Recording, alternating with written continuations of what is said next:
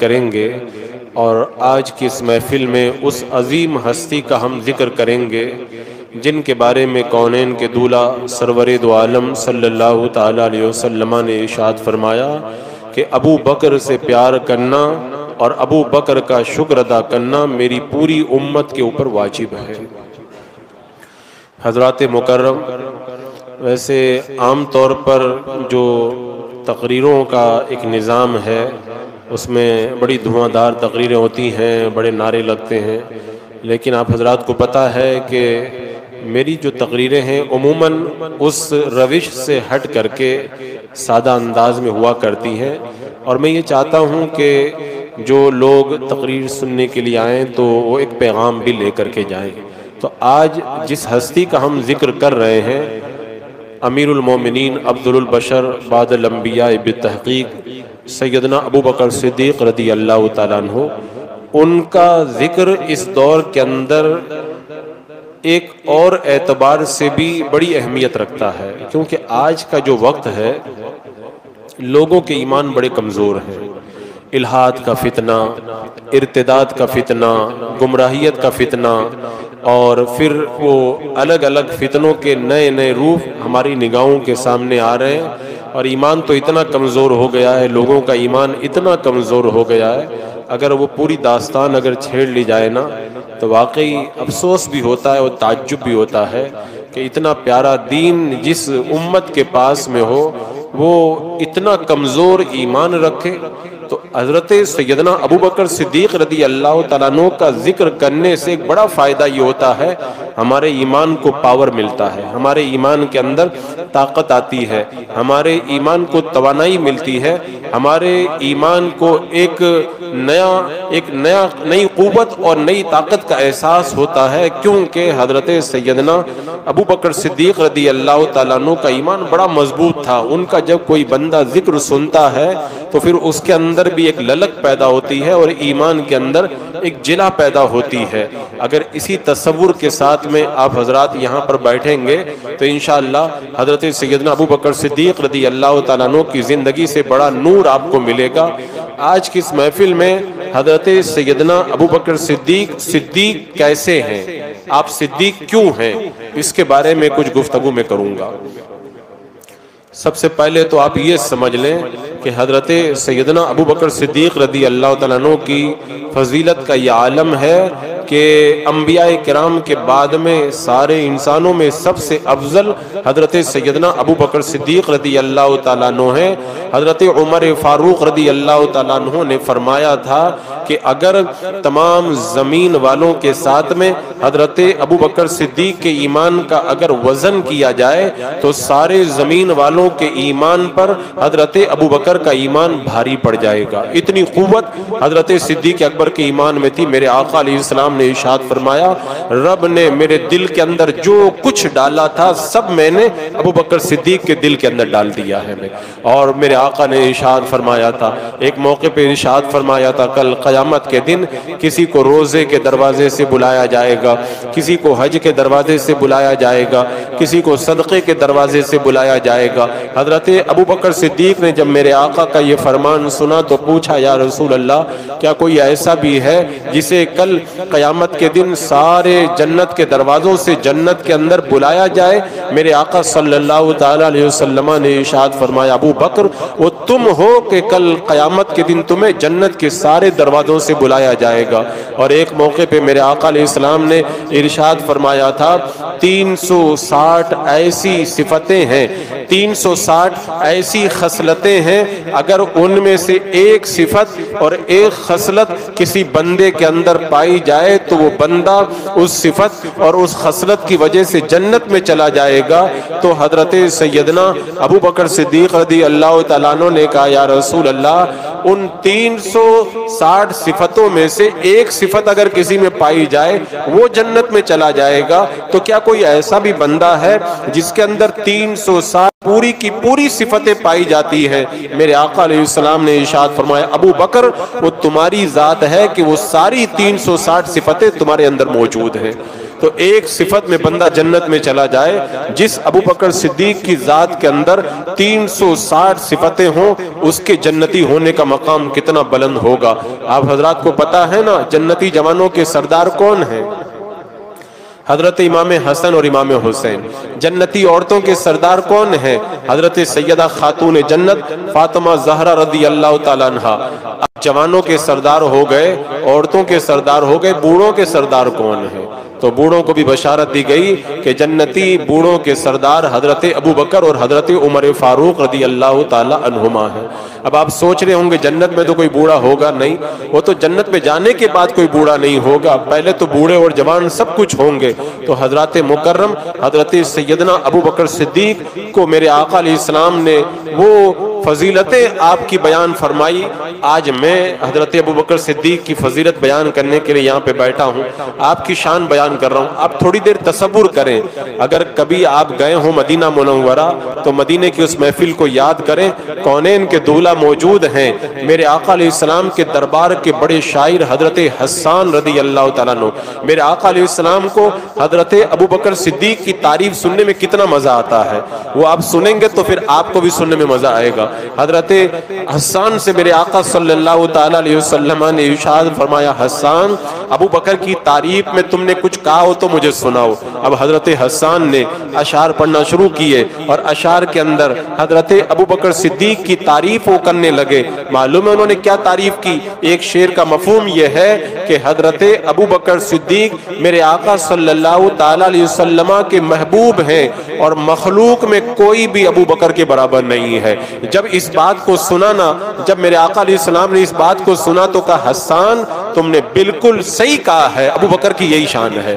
یعنی میرے آقا علیہ السلام جب حضرت ابو بکر کی تعریف سنتے ہیں تو میرے آقا بھی خوش ہو جایا کرتے ہیں۔ تو آج جب ہم حضرت ابو بکر کی تعریف کریں گے تو حضرت حسان کی سنت ادا ہوگی، اور جو لوگ سنیں گے میرے آقا علیہ السلام کی سنت پر عمل کریں گے۔ ایک بار میرے آقا نے فرمایا تھا، کوئی ہے جس نے روزہ رکھا ہو؟ حضرت ابو بکر صدیق نے کہا، یا رسول اللہ میں نے روزہ رکھا ہے۔ میرے آقا نے فرمایا، کوئی ایسا بندہ بھی یہاں موجود ہے جس نے کسی مسکین کی آج مسکین کو کھانا کھلایا ہو؟ کہنے لگے، یا رسول اللہ میں نے مسکین کو کھانا بھی کھلایا۔ میرے آقا نے فرمایا، کوئی ہے جس نے مریض کی عیادت کی ہو؟ حضرت ابو بکر نے کہا، یا رسول اللہ میں نے مریض کی عیادت بھی کی ہے۔ میرے آقا نے فرمایا، تم میں سے کوئی ہے جو کسی جنازے کے اندر گیا ہو آج؟ حضرت ابو بکر صدیق نے کہا، یا رسول اللہ میں نے جنازے میں بھی شرکت کی ہے۔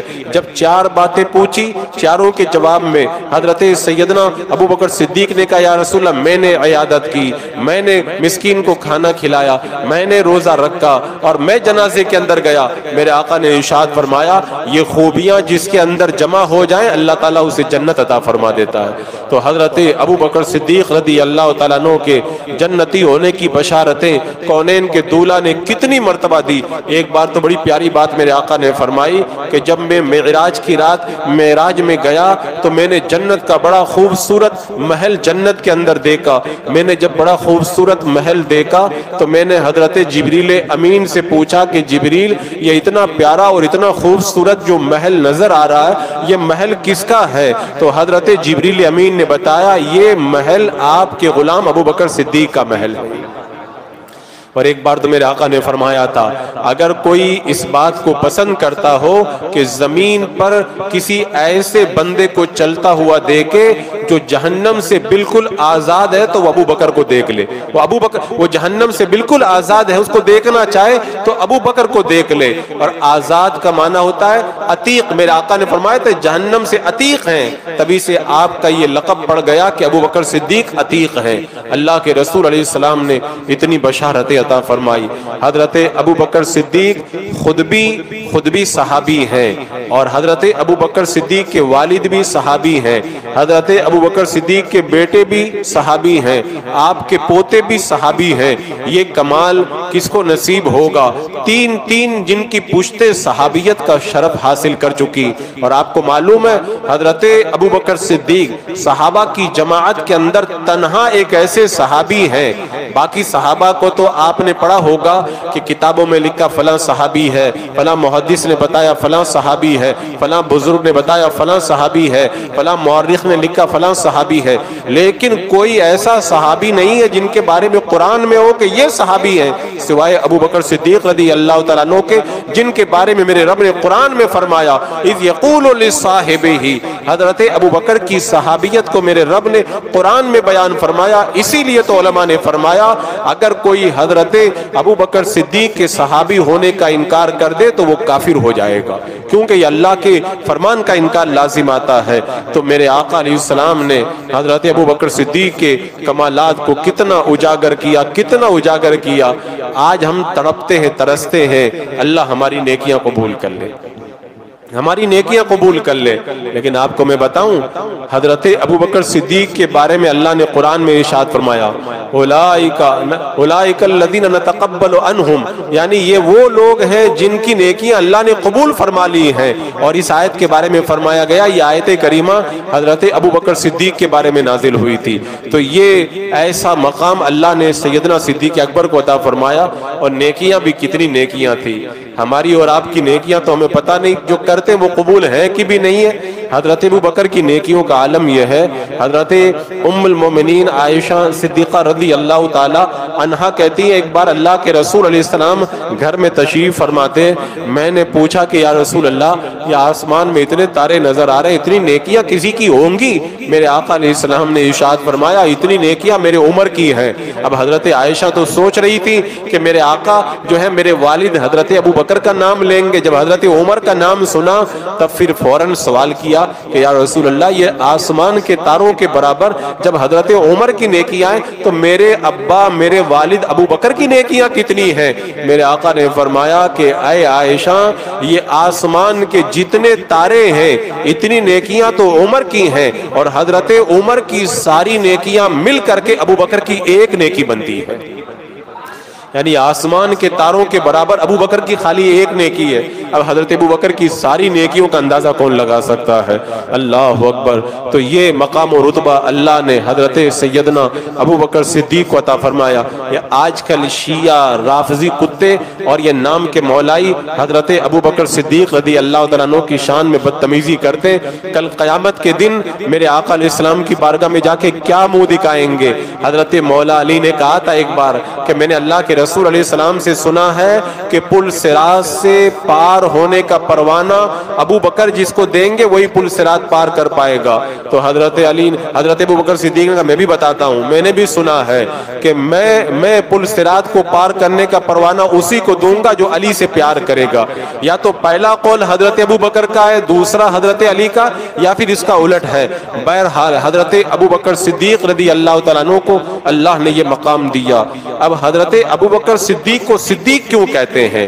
تو یہ صدیق کے بہت سارے معنی آتے ہیں، میں 3 معنی کے اوپر گفتگو کروں گا۔ صدیق کے 3 معنی کے بارے میں کلام کروں گا تاکہ آپ کو پتا چلے کہ حضرت ابو بکر صدیق کو صدیق کیوں کہا جاتا ہے۔ سب سے پہلے جو آسان معنی ہے اس کو میں آپ کے سامنے رکھوں۔ صدیق کا معنی بہت زیادہ تصدیق کرنے والا، یہ تو آپ لوگوں نے بارہا سنا، تو تمام نے تو تصدیق کی، لیکن حضرت ابو بکر صدیق کو صدیق اس لیے کہتے ہیں کہ جیسی تصدیق حضرت ابو بکر صدیق نے کی نا ایسا مقام و رتبہ کسی اور کو میسر نہیں آیا۔ خود میرے آقا صلی اللہ تعالی علیہ وسلم نے ارشاد فرمایا جس کو بھی میں نے ایمان کی دعوت دی اور اسے دین اسلام کی طرف بلایا تو اس نے تردد کیا سوائے ابو بکر کے، میں نے جب ابو بکر کو ایمان لانے کی دعوت دی تو بغیر کسی تردد کے ابو بکر نے کلمہ پڑھا اور کلمہ پڑھ کے مسلمان ہو گئے۔ تو آپ صدیق ہیں، سب سے زیادہ تصدیق کرنے والے۔ اور میں بتاؤں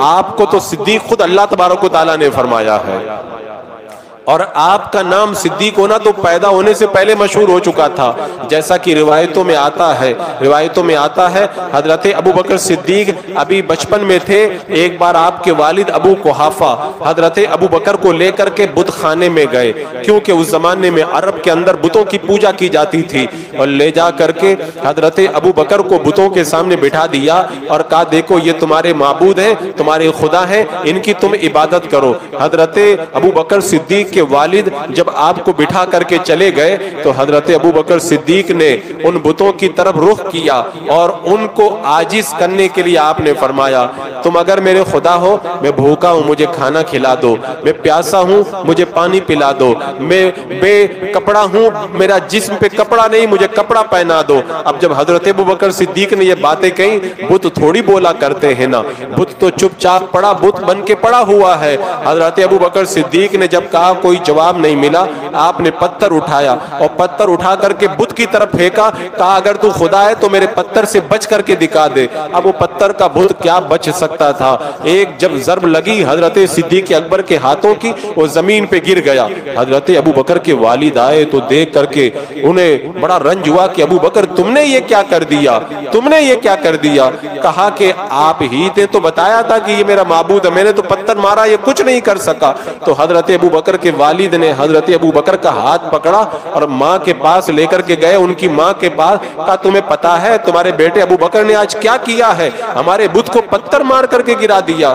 حضرت ابو بکر کی ماں نے جب سنا تو کیا کہا، میرے بیٹے کو کچھ مت کہو، کیونکہ میرا بیٹا جب پیدا ہوا میرے شکم میں تھا، جب میرے بیٹے کی ولادت ہوئی نا تو میں نے ایک آواز سنی تھی، کہنے والا کوئی کہہ رہا تھا تمہیں مبارک ہو، تمہیں مبارک ہو، تمہارے شکم کے اندر وہ ہستی جلوگر ہو چکی ہے جو زمین پر محمد صلی اللہ علیہ وسلم کی رفیق ہوں گے اور آسمان کے اندر یہ صدیق کہلائیں گے۔ تو حضرت ابو بکر کے تو پیدا ہونے سے پہلے ہی آپ کی صداقت کا شہرا عالم کے اندر گونجتا ہوا نظر آ رہا ہے۔ حضرت ابو بکر صدیق ہے سب سے زیادہ تصدیق کرنے والے، اور تصدیق کا معاملہ میں بتاؤں، جب اللہ کے رسول صلی اللہ تعالی علیہ وسلم معراج پہ تشریف لے گئے اور جب رات کے تھوڑے سے حصے کے اندر معراج سے آپ تشریف لائے، آسمانوں جنت و جہنم کی سیر کر کے مکہ سے باہر ایک جگہ ہے مقام ذی طویٰ، وہیں پہ رکے ہوئے ہیں، مکے میں آپ داخل نہیں ہو رہے۔ آپ کو پتا تھا میں نے مکہ کے لوگوں کو جب آسمان کی خبریں بتائی، مکہ کے لوگوں نے میری تصدیق نہیں کی، حضرت جبریل امین آ گئے، کہا کہ آپ جائیں۔ میرے آقا نے فرمایا مکہ والے میری بات نہیں مانیں گے، تو میرے آقا کے اس سوال پر حضرت جبریل امین نے کہا آپ جاؤ، کوئی مانے یا نہ مانے ابو بکر آپ کی ضرور تصدیق کریں گے۔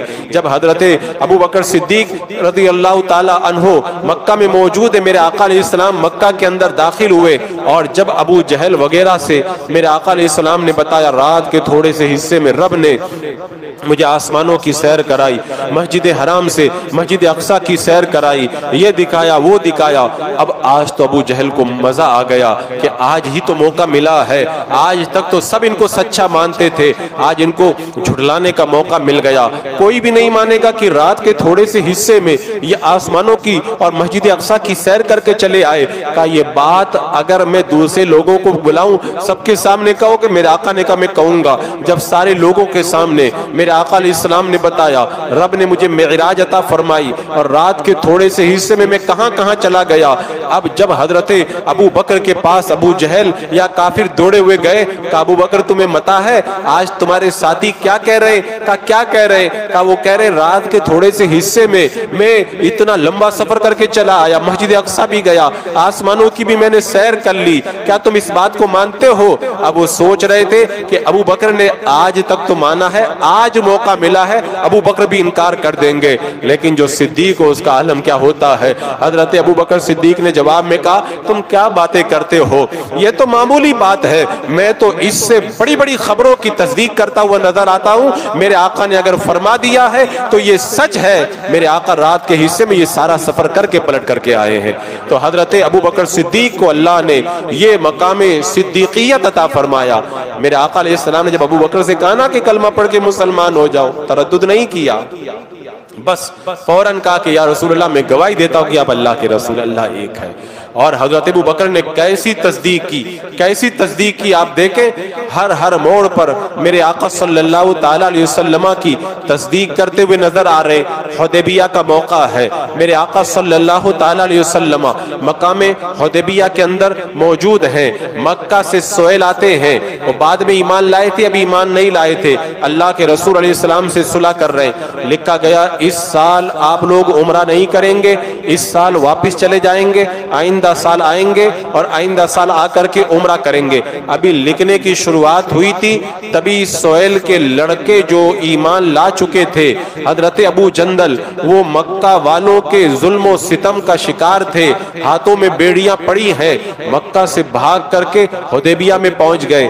جب حدیبیہ میں پہنچے اور کہا کہ یا رسول اللہ مجھے بچا لیں، مجھے اپنے ساتھ میں لے جائیں، میرے آقا نے سہیل سے کہا کہ ابھی ہماری صلح پکی نہیں ہوئی ہے، ابھی لکھنا باقی ہے، تو یہ ان کو میرے ساتھ میں جانے دیا جائے، کیونکہ ایک شرط یہ بھی تھی، مکہ سے اگر کوئی بھاگ کر کے مدینہ آئے گا، مدینے والے واپس اسے مکہ بھیج دیں گے، اور اگر کوئی مدینے سے بھاگ کر کے مکہ جائے گا تو اس کو واپس نہیں کیا جائے گا۔ یہ شرط ابھی لکھنا باقی تھا، تو میرے آقا نے فرمایا ابھی تو شرط نہیں لکھی گئی ہے، ان کو میرے ساتھ میں آنے دو۔ تو سہیل کہنے لگا اگر ان کو آپ اپنے ساتھ لے کر کے جانے کے لیے اصرار کریں گے تو پھر میں صلح کرنے کے لیے تیار نہیں ہوں۔ میرے آقا نے ان سے کہا ابو جندل سے صلح ہو رہی ہے، تم صبر کرو، اللہ کوئی راستہ پیدا کرے گا۔ جب حضرت ابو جندل نے دیکھا کہ کوئی راستہ نہیں ہے، مجھے دوبارہ مکہ بھیج دیا جائے گا، مکہ والے مجھے بہت ستائیں گے، تو صحابہ کو زخم دکھانے لگے۔ صحابہ دیکھو مجھے کتنا مارا جاتا ہے، میرے جسم پر مار کے کیسے کیسے نشانات پڑے ہوئے ہیں، مجھ پر رحم کرو، مجھے مدینہ ساتھ میں لے کر کے چلے جاؤ۔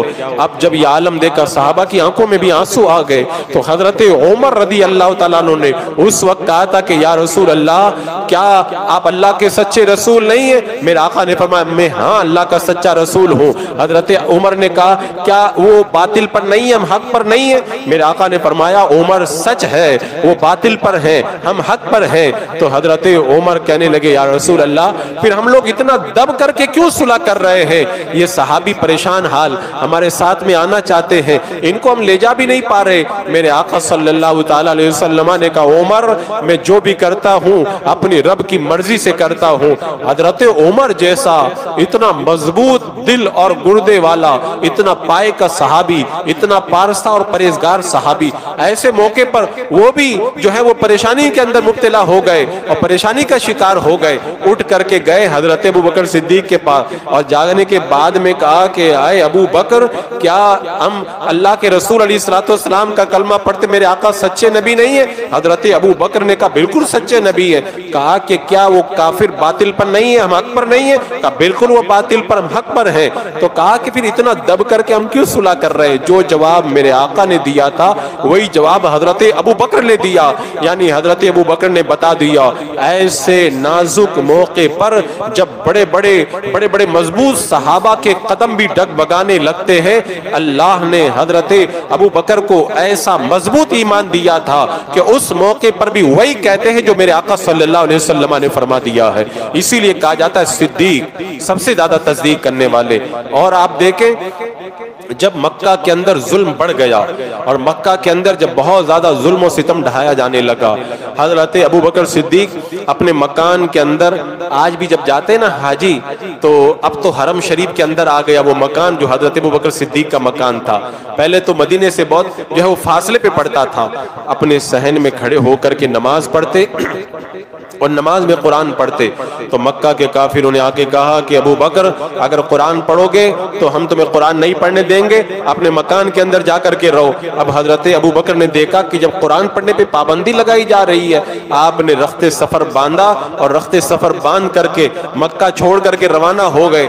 راستے میں مکہ کا سردار ملا کہ کہا ابو بکر کہاں جا رہے ہو؟ کہا مکہ والے قرآن نہیں پڑھنے دیتے اس لیے مکہ چھوڑ کے جا رہا ہوں۔ کہا ابو بکر تمہارے جیسا نیک آدمی مکہ چھوڑ کے چلا جائے یہ اچھی بات نہیں، میرے ساتھ چلو، میں تمہاری ضمانت لیتا ہوں۔ میرے آقا صلی اللہ تعالی علیہ وسلم کے جان نثار کو حضرت ابو بکر صدیق کو جب وہ مکہ کا سردار لے کر کے آیا، کہا میں ضمانت لیتا ہوں ان کو مکہ کے اندر سکون کے ساتھ میں رہنے دیا جائے۔ اب حضرت ابو بکر صدیق کے سامنے یہ شرط رکھی گئی، آپ قرآن تو پڑھ سکتے ہو لیکن صحن میں نہیں پڑھو گے، اندر کوٹری کے اندر پڑھو گے۔ کہا ٹھیک ہے۔ حضرت ابو بکر صدیق مکہ میں آ گئے، اپنے مکان کے اندر کھڑے ہو کر کے قرآن پڑھتے تھے۔ حضرت ابو بکر کا دل نہیں مانا کہ اللہ کا کلام چھپ چھپ کے پڑھوں میں، کہا یہ نہیں ہوگا۔ پھر صحن میں نکل آئے اور سب کے سامنے قرآن پڑھنے لگے۔ مکہ کے سارے لوگ جمع ہو کے سردار کے پاس گئے، کہا تم نے تو ضمانت لی تھی، دیکھو ابو بکر پھر صحن میں قرآن پڑھ رہے ہیں۔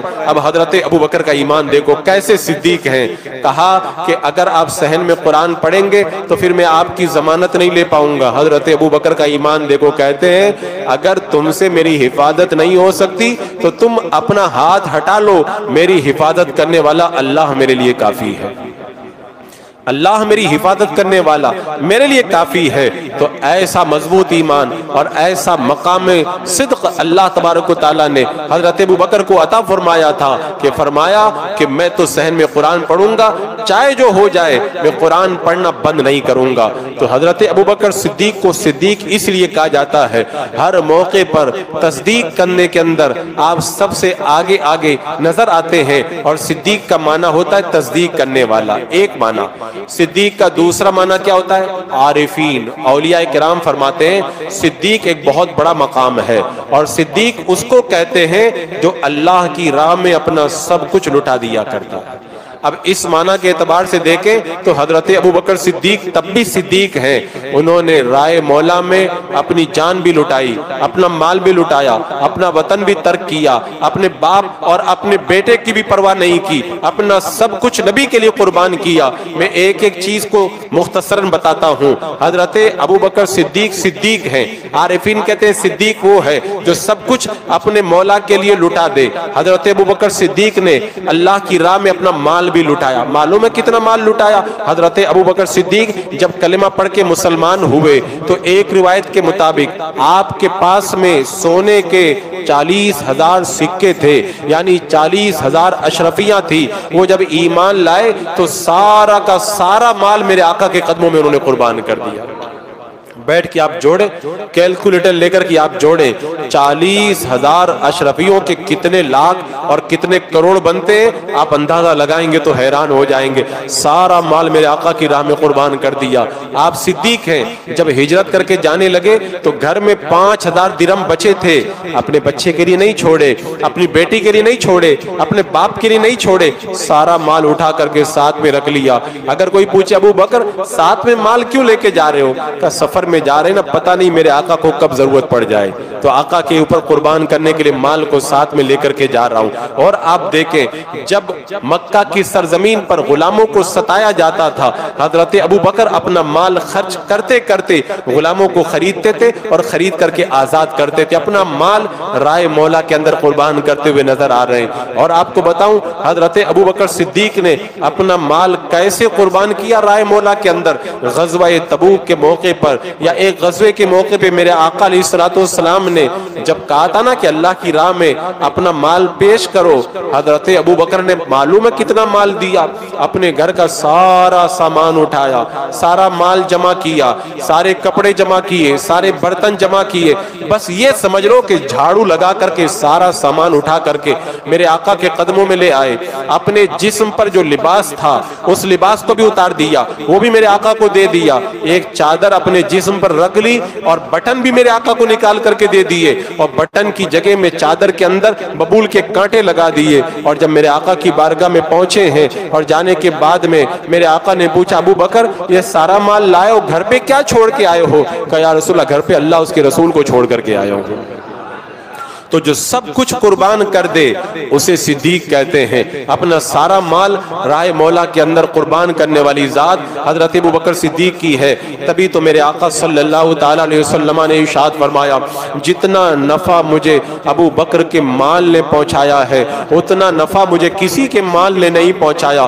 میرے آقا فرماتے ہیں میرے آقا علیہ السلام کے بارے میں روایتوں میں آتا ہے اللہ کے رسول علیہ السلام حضرت ابو بکر کا مال ایسے خرچ کرتے تھے جیسے اپنا مال خرچ کیا کرتے تھے۔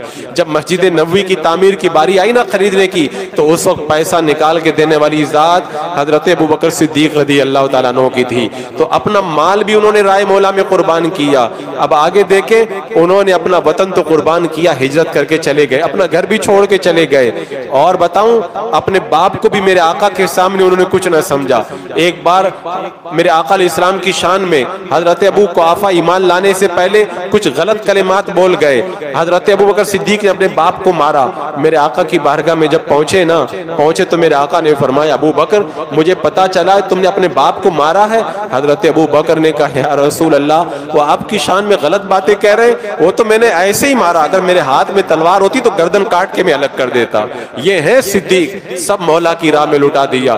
آپ دیکھیں جب بدر کے میدان کے اندر میرے آقا علیہ السلام تشریف فرما ہوئے، آپ کے بیٹے ابھی ایمان نہیں لائے تھے، وہ کافروں کی طرف سے لڑنے کے لیے آئے تھے۔ جب کافروں کی طرف سے لڑنے کے لیے آئے میدان میں اترے اور کہنے لگے میرے مقابلے میں مسلمانوں کسی کو بھیج دو۔ حضرت ابو بکر صدیق میرے آقا کی بارگاہ میں گئے اور جا کے کہتے ہیں یا رسول اللہ میرا بیٹا کافروں کی طرف سے لڑنے آیا ہے، وہ مقابلے کے لیے طلب کر رہا، آپ مجھے اجازت دیں میں جاتا ہوں اپنے بیٹے کی گردن کاٹ کر کے لے کے آتا ہوں۔ یہ ہے صدیق کا مقام۔ اور جب ایمان لے آئے بیٹے تو انہوں نے کہا تھا ابا جان جب بدر کے میدان میں آپ آئے تھے اور میرا اور آپ کا مقابلہ ہوا تھا، کئی مرتبہ ایسا ہوا کہ میری تلوار کے نیچے آپ کی گردن آتی تھی، میں جو ہے وہ تلوار کو دوسری طرف کر لیتا تھا۔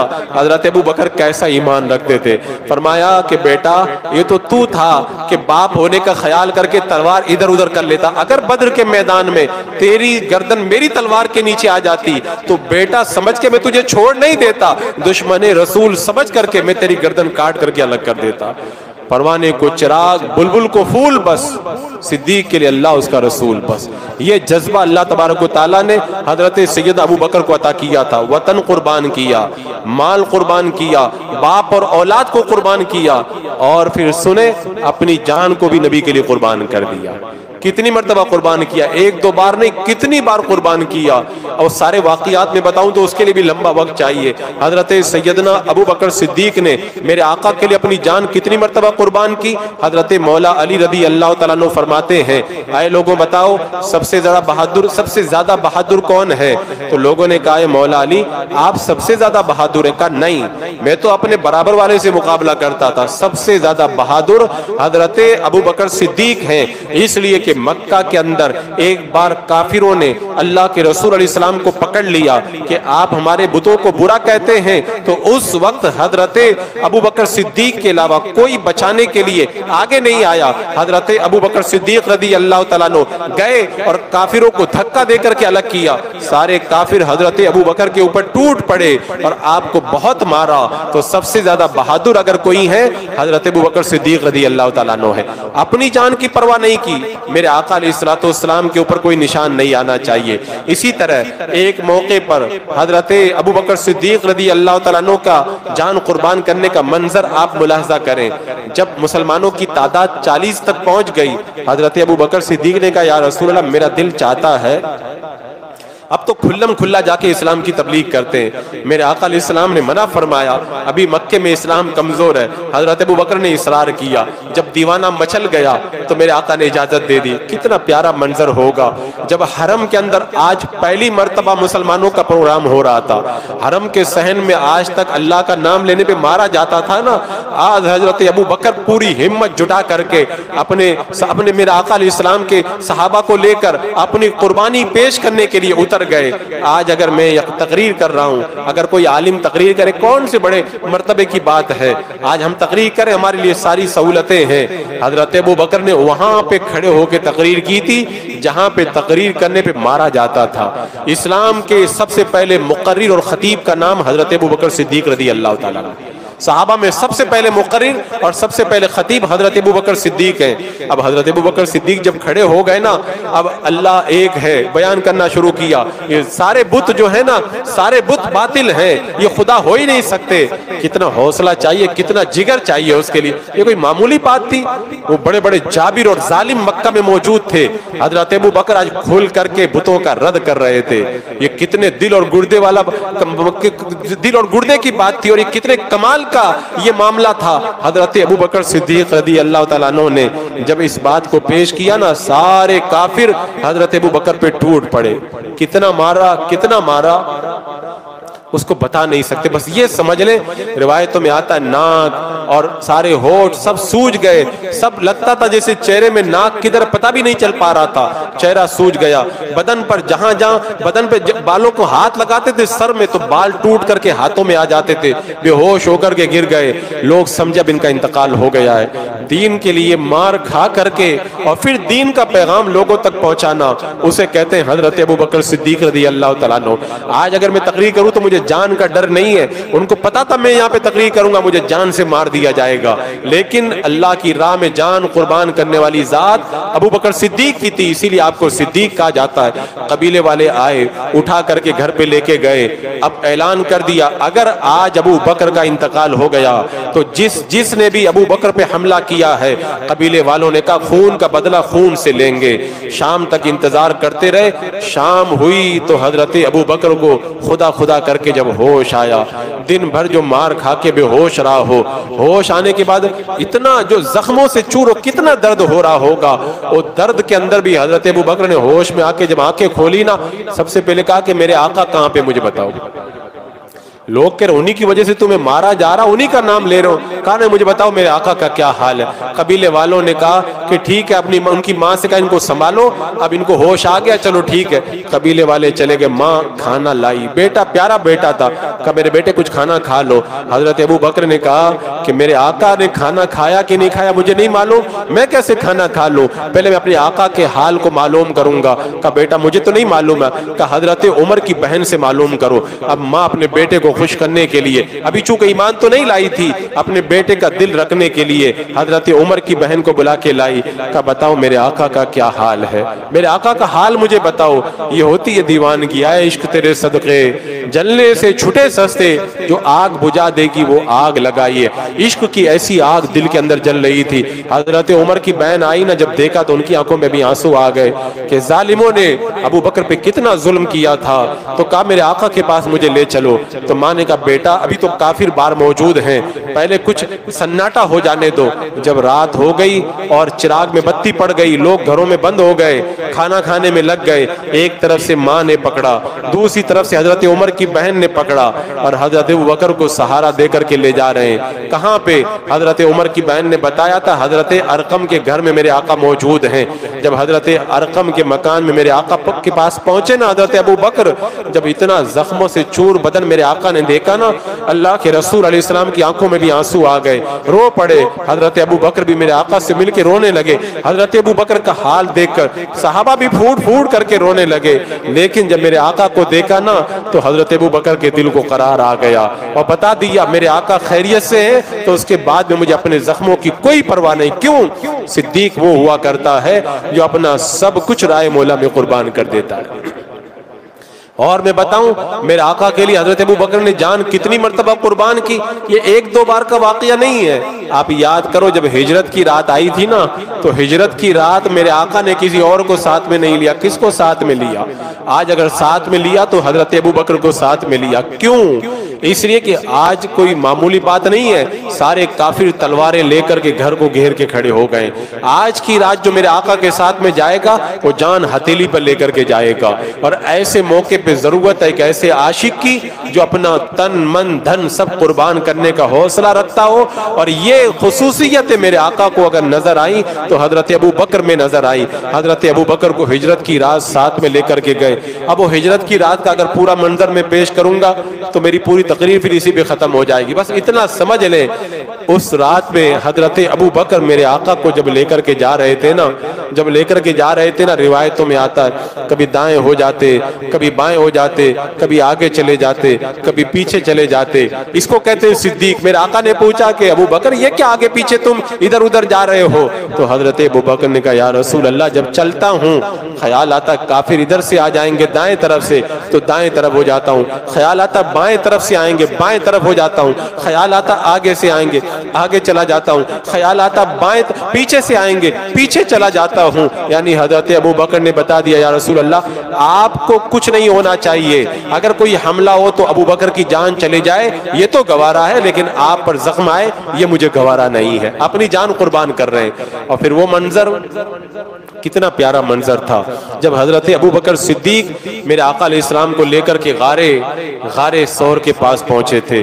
وہ بتاؤ کتنے ہزار فٹ اونچائی پر وہ غار ہے، آج دن کے اندر اتنے سالوں کے بعد چڑھنا کتنا مشکل ہے، اس زمانے میں رات کے اندھیرے میں جب دشمن تلوار لے کر کے پیچھا کر رہے ہیں، حضرت ابو بکر میرے آقا علیہ السلام سے کہتے ہیں یا رسول اللہ آپ میرے کندھوں پہ سوار ہو جائیں، آپ کے گورے گورے یہ پیارے قدم جب پتھروں سے زخمی ہوتے مجھے اچھا نہیں لگتا۔ حضرت ابو بکر صدیق نے زبان حال سے یہ بیان کیا اور میرے آقا علیہ السلام کو اپنے کندھوں پہ سوار کر لیا۔ کتنا پیارا منظر ہوگا جب ساری کائنات کی دولت اپنے کندھے پہ اٹھا کے حضرت ابو بکر صدیق غار ثور کی طرف جا رہے ہیں۔ اسی لیے حضرت عمر کہا کرتے تھے کہ ابو بکر کے رات کا ایک عمل اور دن کا ایک عمل مل جائے تو ساری زندگی کی کمائی ساری نیکیاں دینے کے لیے تیار ہوں۔ رات کا عمل کون سا؟ کہ وہی رات کا عمل جب حضرت ابو بکر صدیق نے میرے آقا کے ساتھ میں ہجرت فرمائی تھی۔ اب وہ کیا منظر رہا ہوگا، میرے آقا علیہ السلام کے نورانی قدموں کو چومتے ہوئے غار ثور میں جا رہے ہیں۔ اب جان قربان کرنے کا منظر دیکھیں، حضرت صدیق اکبر کو پتا تھا اگر غار میں گئے کوئی سانپ بچھو ہوگا میرے آقا کو تکلیف پہنچ جائے گی، میرے آقا کو تکلیف نہ میری جان چلی جائے گا۔ یا رسول آپ بیٹھ جائیں میں اندر جا کے صفائی کرتا ہوں۔ اندر گئے ساری صفائی کر دی اور سب سوراخوں کو بند کر دیا، اپنا کپڑا پھاڑ پھاڑ کر کے 2 سوراخ بچ گئے، اپنے دونوں قدم رکھ دی کہ یا رسول اندر آ جائیں۔ ہم نے سوال کیا ابو بکر آقا کا اتنا خیال ہے آپ سوراخوں پہ پاؤں رکھ کے بیٹھ گئے، آپ کی جان کو خطرہ نہیں ہے؟ حضرت صدیق اکبر نے جواب دیا میں تو صدیق ہوں، صدیق کہتے ہی اسی کو ہیں جو اپنا سب کچھ نبی کے لیے قربان کر دیا کرتا ہے۔ اب جب میرے آقا آئے نا، آ کر کے حضرت ابو بکر صدیق کے جو ہے وہ پاؤں پر آپ کے جو ہے وہ زانوں پر اپنا سر اقدس رکھ کر کے آرام فرمانے لگے۔ جب آنکھ لگ گئی ادھر سے سانپ میرے آقا کا دیدار کرنے کے لیے بے چین تھا، سارے سوراخ تو بند ہیں، راستہ نہیں مل رہا۔ یہی ابو بکر صدیق کا جو پاؤں رکھا یہی راستہ ہے، مجبوراً سانپ نے کاٹ لیا۔ حضرت ابو بکر برداشت کرتے رہے۔ آج اگر ہم کو سانپ کاٹ لینا ہم لوگ کیا کیا کر گزریں گے۔ ابو بکر کو پتا تھا اگر میں نے پاؤں ہلایا تو میرے آقا کو تکلیف ہو جائے گی، میری جان چلی جائے، میرے آقا کی نیند خراب نہیں ہونا پائے، نیند کے اندر خلل نہیں آنا چاہیے۔ لیکن زہر جب چڑھ گیا نا تو آنکھوں میں آنسو آ گئے اور پھر آنسوؤں کا قطرہ میرے آقا کے چہرے پہ گرا۔ کہ ابو بکر رو رہے ہو؟ کہا یا رسول اللہ مجھے سانپ نے کاٹا ہے۔ میرے آقا نے کہا اپنا قدم لاؤ۔ حضرت ابو بکر صدیق کے قدموں پہ میرے آقا نے لعاب دین لگایا۔ اب اس کے بعد میں اور آگے دیکھو یہاں پر بھی جان قربان کی۔ حضرت ابو بکر صدیق کے بارے میں روایتوں میں آتا ہے یہ جو سانپ نے کاٹا تھا نا زہر کا اثر اتر گیا، لیکن جب انتقال کا وقت آیا تو یہ زہر کا اثر پھر دوبارہ پلٹ کے آیا اور اسی میں اللہ نے آپ کو شہادت کی موت عطا فرمائی تھی۔ اب کافر جب پیچھا کرتے ہوئے آ گئے اور بالکل غار کے کنارے پہنچ گئے، حضرت ابو بکر نے کہا یا رسول اللہ پریشان ہو گئے۔ میرے آقا نے فرمایا لا تحزن ان اللہ معنا، غم نہ کرو اللہ ہمارے ساتھ ہے۔ حضرت ابو بکر نے کہا یا رسول اللہ مجھے اپنی جان کا نہیں، مجھے آپ کے بارے میں مجھے خطرہ محسوس ہوتا ہے، یعنی اپنی جان قربان کرنے کے لیے تیار ہوں، آپ کی جان کو کوئی خطرہ نہیں ہونا چاہیے۔ یہاں پر بھی جان قربان کر رہے ہیں۔ اب اس کے بعد میں غار سے نکل کر کے گئے، مکہ میں اعلان ہو گیا جو بھی میرے آقا کو پکڑ کے لائے گا سرخ اونٹ انعام میں دیے جائیں گے۔ انعام کے لالچ میں سوراخا گرفتار کرنے کے لیے قریب آ گیا، راستے میں پکڑنے کے قریب ہو گیا۔ حضرت ابو بکر رونے لگے۔ میرے آقا نے کہا ابو بکر کیوں رو رہے ہو؟ کہ یا رسول اللہ میں اپنی جان کا ڈر نہیں ہے، مجھے آپ کے بارے میں کہ آپ کو کوئی تکلیف نہ پہنچ جائے۔ میرے آقا کے لیے تکلیف کا احساس کر رہے صدیق اکبر، اپنی جان کی پرواہ نہیں کر رہے۔ کیوں؟ اس لیے کہ صدیق ہیں وہ۔ پھر میرے آقا نے وہ معجزہ دکھایا کہ سوراخا کے قدموں کو زمین نے پکڑ لیا۔ تو میں کتنے واقعات بیان کروں کہ میرے آقا آقا صلی اللہ تعالی علیہ وسلم کے لیے حضرت ابوبکر صدیق نے اپنی جان قربان کرنے کے لیے کتنے موقع پیش کیے. تو عارفین اور اولیاء کرام فرماتے ہیں صدیق وہ ہوتا ہے جو رائے مولا میں سب کچھ قربان کر دے. اے ابوبکر آپ صدیق ہیں کیوں؟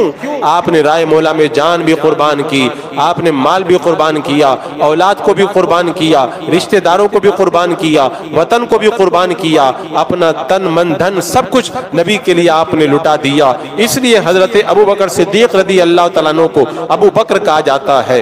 تو ایک معنی صدیق کا تصدیق کرنے والا, سب سے بڑے تصدیق کرنے والے حضرت ابوبکر صدیق. صدیق کا ایک معنی عارفین نے بیان کیا, سب کچھ لٹا دینے والا, وہ اس اعتبار سے بھی آپ صدیق. اور صدیق کا ایک معنی اور بھی آتا ہے, شرح فقہ اکبر میں بیان کیا گیا کہ انبیاء کرام کے بعد میں جو سب سے بڑا مقام ہوتا ہے وہ مقام صدیقیت ہے, اور جو اس مقام پہ فائز ہوتا ہے اس کو صدیق کہا جاتا ہے, اس کو صدیق کہا جاتا ہے.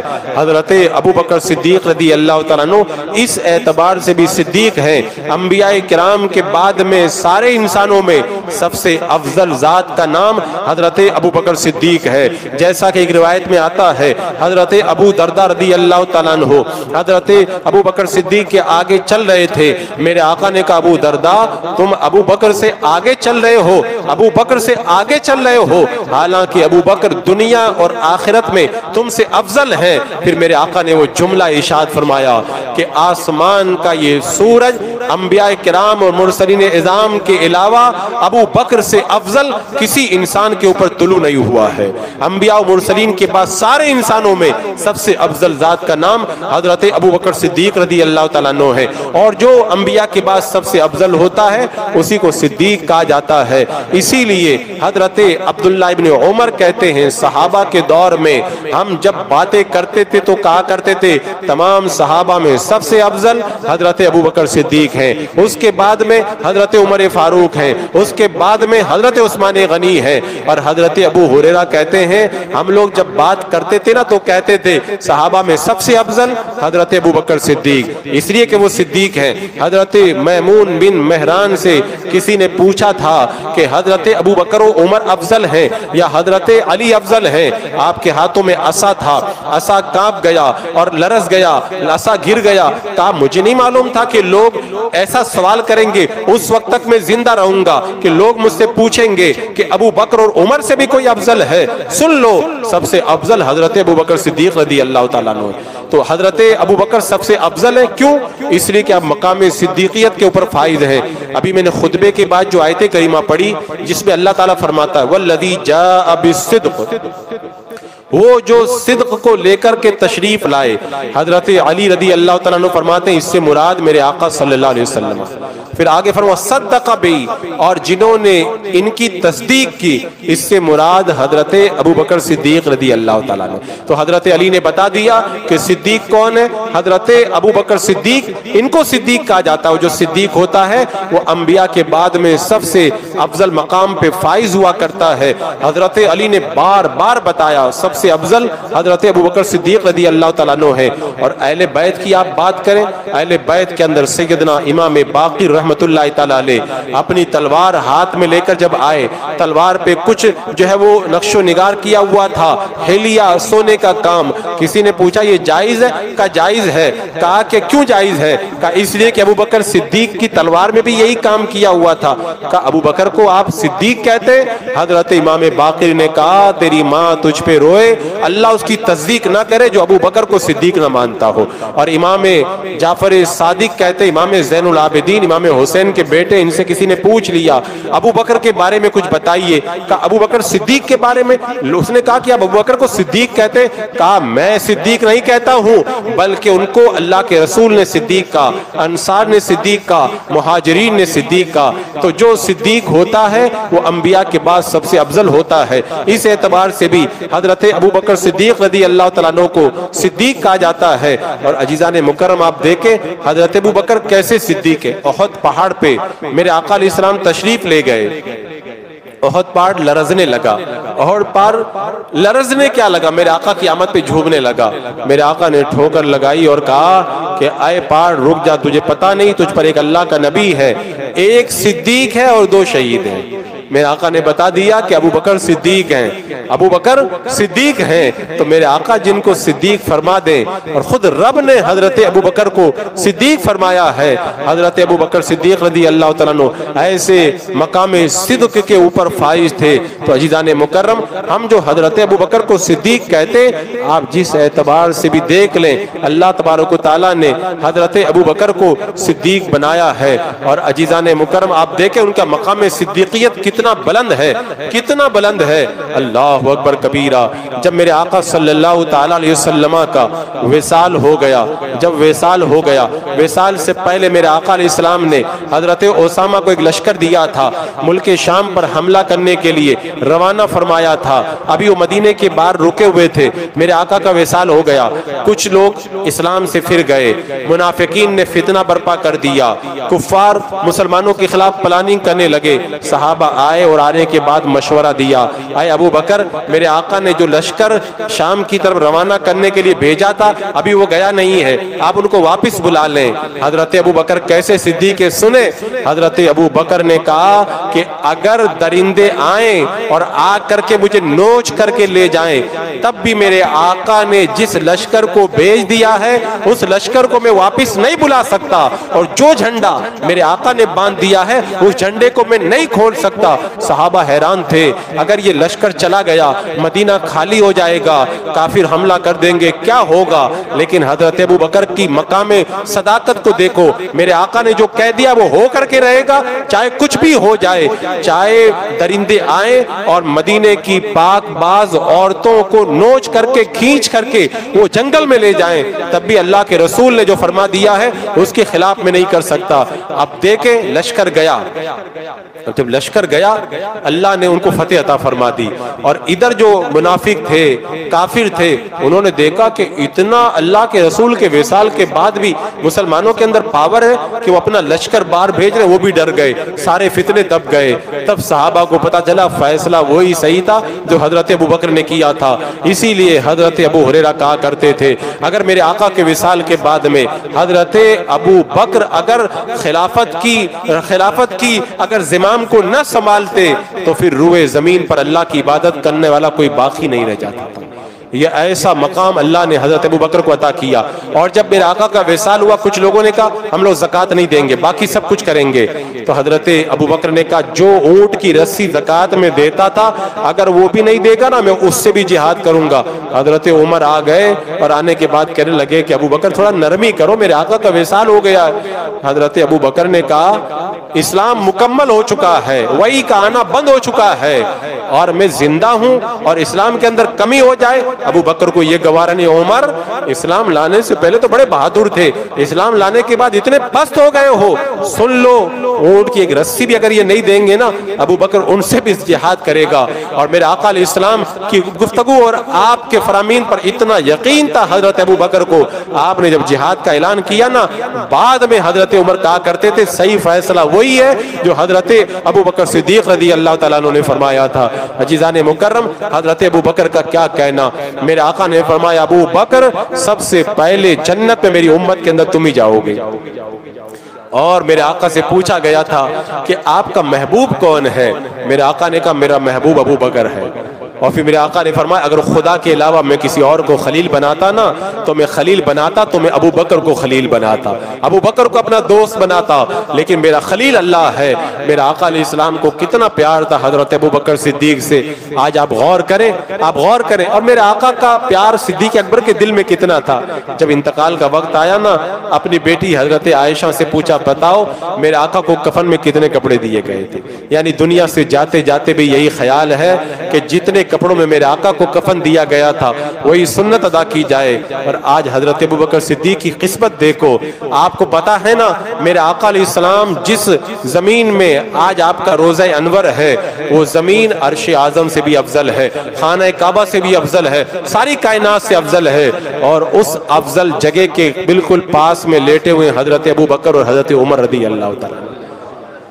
آج جب حاجی جاتا ہے نا سرکار کے روزے پہ، جب روزے پہ جاتا ہے نا، میرے آقا کی بارگاہ میں جا کے کہتا الصلاۃ والسلام علیک یا رسول اللہ، جب سلام کر لیتا ہے تو تھوڑا سا ہٹ کے کہتا ہے السلام علیک یا امیر المومنین ابا بکر صدیق، حضرت ابو بکر صدیق کی بارگاہ میں سلامی پیش کرتا ہے، پھر حضرت عمر رضی اللہ تعالیٰ عنہ کی بارگاہ میں سلامی پیش کرتا ہے۔ کتنا پیار تھا میرے آقا کو، ساری زندگی ساتھ میں رکھا، بچپن ساتھ میں گزرا، جوانی ساتھ میں گزری، غار میں گئے تو ساتھ میں لے کر کے گئے۔ میرے آقا نے فرمایا تھا ابو بکر تو غار میں بھی میرا ساتھی تھا، حوض کوثر پر بھی تو میرا ساتھی رہے گا، حوض کوثر پر بھی تو میرا ساتھی رہے گا، غار میں بھی ساتھ رکھا، آج مزار میں بھی ساتھ رکھا ہے۔ اور جب قیامت کا دن آئے گا نا، میرے آقا نے فرمایا سب سے پہلے میں اپنی قبر انور سے باہر آؤں گا، میرے دائیں طرف ابو بکر صدیق ہوں گے اور بائیں طرف عمر فاروق ہوں گے رضی اللہ تعالیٰ عنہما۔ کیسا منظر ہوگا حضرات مکرم، ایسی عظیم ہستیاں جن کا ہم ذکر کر رہے ہیں۔ میں کہتا ہوں بہت سارے لوگ کیا کرتے ہیں معلوم ہے، تقریر سننے جاتے ہیں، ارے فلاں جگہ تقریر ہوئی، ارے وہاں پہ بہت تقریر جم گئی، وہاں پہ بڑا مجمع تھا، لوگوں نے پتہ نہیں کیا تماشا بنا کر کا۔ ارے میں کہتا ہوں کچھ بھی نہ ہو، دو لوگ بھی بیٹھ کر کے سنے نا، حضرت ابو بکر کا نام لے لینا یہی کم سعادت مندی ہے۔ ہم تو مشکل کے اندر غوث پاک کا نام لیتے ہیں، ہم کو سکون مل جاتا ہے، اور وہ غوث پاک کا مقام اگرچہ بڑا بلند ہے لیکن حضرت ابو بکر صدیق کے قدموں کی دھول کے برابر بھی دوسری مخلوق نہیں ہو سکتی جو مقام صحابیت کے اوپر فائز نہیں ہے۔ اور باقی صحابہ میں بھی اللہ نے سب سے بڑا مقام حضرت ابو بکر صدیق رضی اللہ تعالیٰ عنہ کو عطا فرمایا تھا۔ کیسا پیار تھا میرے آقا علیہ السلام کو، جب پڑھتے ہیں نا تو واقعی طبیعت ملتی ہے، مچل جاتی ہے، کاش میرے آقا کا دیدار اگر نصیب میں اگر نہ ہونا، کم سے کم ایسا ہی ہو جائے خواب میں کبھی حضرت ابو بکر صدیق کو دیکھنے کا موقع مل جائے۔ وہ کیسے عاشق رسول تھے۔ اس دور میں لوگوں کا ایمان کمزور ہو گیا ہے نا، ضرورت ہے حضرت ابو بکر صدیق کو پڑھنے کی، ان کو جب پڑھتے ہیں نا ہمارے ایمان کو پاور ملتا ہے۔ لوگ کہتے ہیں ایسے حالات خراب ہیں، ویسے حضرت ابو بکر صدیق کے زمانے میں کتنے حالات خراب تھے۔ حضرت ابو بکر صدیق نے کچھ بھی ہو جائے کروں گا تو وہی جو میرے آقا علیہ السلام نے فرما دیا ہے۔ تو آج کے اس دور کے اندر حضرت ابو بکر کو بہت یاد کیا کرو، ان کا چرچا سنا کرو اور ان کا ذکر بار بار کیا کرو۔ حضرت ابو بکر کو اگر دامن آپ تھام لیں گے نا، یہاں پر بھی کامیابی ہے اور وہاں پر بھی انشاءاللہ جنت کے اندر فائز المرام ہوں گے۔ جو ان لوگوں سے پیار کرے گا وہی تو جنت میں جائے گا، اور جو ان سے بغض رکھتا ہے نام کا مولائی، وہ کبھی بھی جنت کے اندر نہیں جا سکتا۔ تمام صحابہ کا اس بات پر اتفاق ہے کہ انبیاء کرام کے بعد میں تمام انسانوں میں سب سے افضل ذات کا نام حضرت سیدنا ابو بکر صدیق رضی اللہ تعالیٰ عنہ ہے۔ اور حضرت ابو بکر کو جو یہ مقام ملا ہے نماز اور روزہ کی وجہ سے نہیں، میرے آقا نے فرمایا ابو بکر کو یہ مقام اللہ نے عطا فرمایا اس راز کی وجہ سے جو راز حضرت ابو بکر کے دل میں تھا۔ وہ راز کیا تھا وہ اللہ جانے اور اللہ کا رسول بہتر جانے۔ ایک آخر میں محبت کا جملہ میں بتاتا ہوں، میرے آقا علیہ السلام کو ابو بکر سے اتنا پیار تھا، اتنا پیار تھا، جب میرے آقا معراج میں گئے نا سدرہ پہ جبریل امین رک گئے، آگے رفرف سے گئے، ایک جگہ ایسی آئی رفرف بھی چلا گیا، میرے آقا اکیلے رہ گئے، نور میں داخل ہوئے، نور میں داخل ہوئے، نور کے پردے پار کرتے گئے، پار کرتے گئے، جب تنہائی ہوئی تو کچھ وحشت کا احساس ہوا۔ میرے آقا کے دل میں خیال آیا کوئی ساتھی ہوتا، تو اس وقت آواز آئی قف یا محمد، اے محمد رک جاؤ، آپ کا رب آپ پر صلات بھیجتا ہے۔ جب وہ آواز حضرت آقا کریم علیہ السلام نے سنی تو ایسا لگا کہ تو ابو بکر کی آواز آ رہی ہے، ابو بکر یہاں کہاں سے آ گئے ہیں۔ میں بتانا کیا چاہتا ہوں، یعنی جب میرے آقا علیہ السلام کو ان نور کے پردوں کو پار کرتے وقت میں جب کسی ساتھی کی ضرورت پڑی نا، تو اللہ نے اس وقت جو آواز بھی سنائی نا، تو میرے آقا کو ایسے محسوس ہوا جیسے ابو بکر کی آواز آ رہی ہے۔ یعنی اگر تنہائی میں بھی میرے آقا کا دل بہلتا ہے نا، تو حضرت ابو بکر کی بات سے دل بہلتا ہے۔ اب اس پہ بات ختم ہو جاتی ہے۔ میرے آقا علیہ السلام کو اتنا پیار تھا، آپ بھی حضرت ابو بکر صدیق سے پیار کریں۔ میرے آقا نے کہا نا ابو بکر سے پیار کرنا، ابو بکر کا شکر ادا کرنا میری امت پر واجب ہے۔ آج ہم لوگ بیٹھے ہوئے نا اسی حضرت ابو بکر کے احسان کا شکر ادا کرنے کے لیے آئے ہیں۔ ساری زندگی حضرت ابو بکر کے احسان کا شکر ادا کریں نا، میں کہتا ہوں ساری زندگی کا شکر ادا کرنا تو بہت بڑی بات ہے۔ میں جب غار ثور کی طرف جا رہے تھے نا ہجرت کی رات میں میرے آقا کو لے کر کے، تو اس وقت میرے آقا علیہ السلام کے ساتھ میں جو انہوں نے بھلائی کا برتاؤ کیا تھا نا، اس ایک احسان کا بدلہ ہم نہیں ادا کر سکتے۔ اور وہ جملہ تو جب میں پڑھتا ہوں میرے رونگٹے کھڑے ہو جاتے ہیں۔ میرے آقا نے فرمایا میرے اوپر جس کسی کا بھی احسان تھا میں کہتا ہوں یا رسول اللہ یہ آپ کی ذرہ نوازی ہے جو آپ فرما رہے ہیں، ورنہ کائنات میں کوئی ایسا بندہ ہے ہی نہیں جس کا میرے آقا پر احسان ہو، بلکہ الٹا ہے، ساری کائنات پر خود میرے آقا کا احسان ہے، میرے آقا پر کسی کا احسان نہیں۔ لیکن میرے آقا نے ایک فرما دیا، یہ آپ کی کرم نوازی ہے، جس کسی کا مجھ پر احسان تھا میں نے سب کے احسان کا بدلہ دے دیا سوائے ابو بکر کے، کل قیامت کے دن ابو بکر کے احسان کا بدلہ میرا رب عطا فرمائے گا۔ سلام ہو حضرت ابو بکر پر، اللہ رب قدیر ہمیں ان کی محبتیں عطا فرمائے اور ان کے صدقے میں دنیا اور آخرت میں ہماری ایمان کی حفاظت فرمائے۔ استغفر اللہ ربی من کل ذنب واتوب الیہ۔ السلام علیکم ورحمۃ اللہ۔